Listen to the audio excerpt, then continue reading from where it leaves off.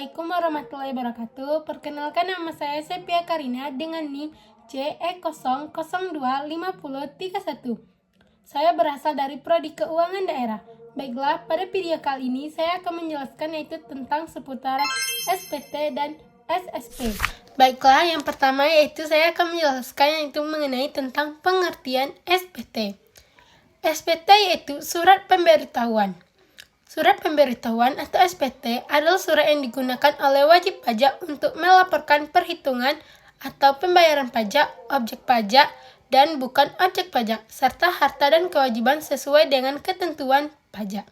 Peraturan Perundang-Undang Perpajakan. Secara lebih lengkap, menurut Mardiasmo, SPT merupakan sarana yang digunakan wajib pajak untuk melaporkan dan mempertanggungjawabkan perhitungan jumlah pajak yang terutang dalam suatu masa pajak atau tahun pajak kepada Direktorat Jenderal Pajak.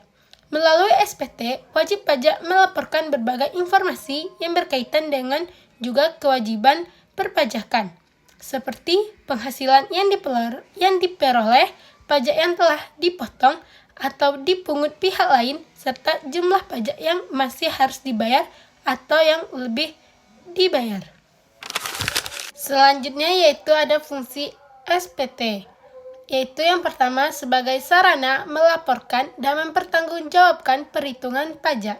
Yang kedua yaitu ada sebagai sarana melaporkan pembayaran atau pelunasan pajak. Dan yang ketiga yaitu ada sebagai sarana melaporkan objek pajak dan bukan objek pajak.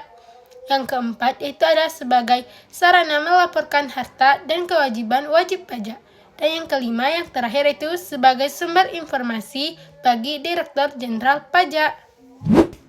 Selanjutnya yaitu ada jenis-jenis SPT. Yang pertama yaitu ada SPT massa.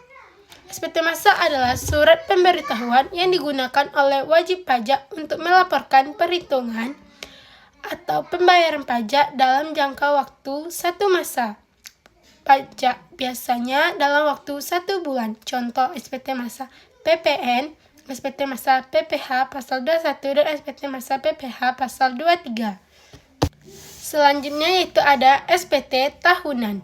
SPT tahunan adalah surat pemberitahuan yang digunakan oleh wajib pajak untuk melaporkan perhitungan dan pembayaran pajak dalam 1 tahun pajak.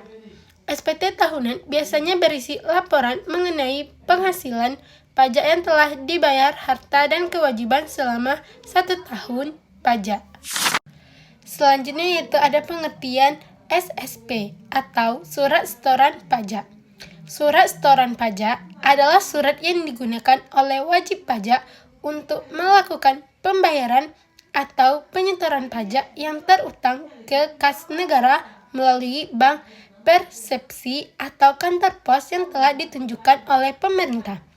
SSP berfungsi sebagai bukti resmi bahwa wajib pajak telah melakukan pembayaran atau penyetoran pajak kepada negara. Dalam sistem perpajakan di Indonesia yang menggunakan self-assessment system, wajib pajak diberikan kepercayaan menghitung, memperhitungkan, membayar, dan melaporkan sendiri jumlah pajak yang terutang. Oleh karena itu, SSP menjadi salah satu dokumen penting yang digunakan untuk membuktikan bahwa kewajiban pembayaran pajak telah dilaksanakan sesuai dengan ketentuan peraturan perundang-undang perpajakan. Selanjutnya yaitu saya akan menjelaskan fungsi SSP.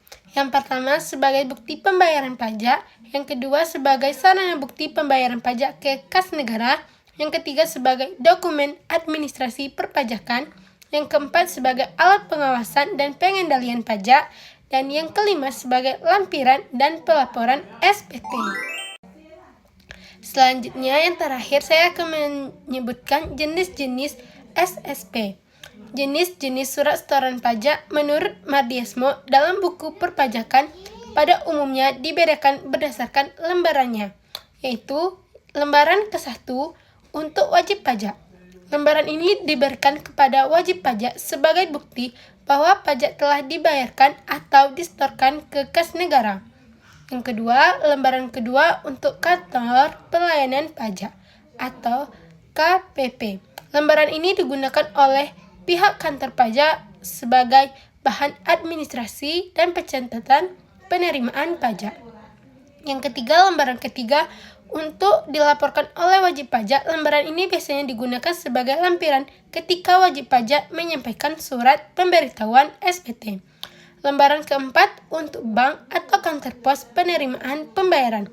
Lembaran ini disimpan oleh bank, persepsi atau kantor pos sebagai arsip bahwa mereka telah menerima setoran pajak.